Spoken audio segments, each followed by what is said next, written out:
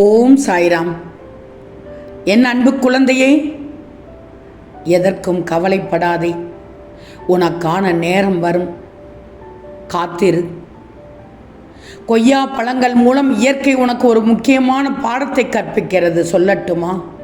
2 கொய்யாக்களும் ஒரே மரத்தின் ஒரே கிளையில் ஒன்றாக தொங்கிக் கொண்டிருக்கிறது. அவற்றில் ஒன்று ஏற்கனவே பழுத்து விட்டது, மற்றொன்று பழுக்க அதிக நேரம் தேவைப்படுகிறது. உன்னை சுற்றி இருக்கும் மற்றவர்கள் வெற்றி அடையாத போது நீ வெற்றி பெறவில்லை என்ற அர்த்தம் இல்லை. உனக்கு சரியான நேரம் இன்னும் வரவில்லை என்றுதான் அர்த்தம். எனவே நீ பொறுமையாக இருக்கணும், விரக்தியால் கைவிடக்கூடாது. நீ பழுத்த நிலையை அடைய இன்னும் சில நாட்கள் இருக்கலாம். நினைவில் வச்சுக்கோ, உன்னுடைய நேரம் வரும். ஆனால் அதற்கு பொறுமையும் விடாமுயற்சியும் தேவை. கொய்யா பழுக்க கிளையில் தொங்குவது போல் அல்லாமல் சரியான திசையில் சரியான அளவு முயற்சி எடுத்தால்தான் உன் பொறுமைக்கு பலன் கிடைக்கும். ஓம் சாய்ராம்.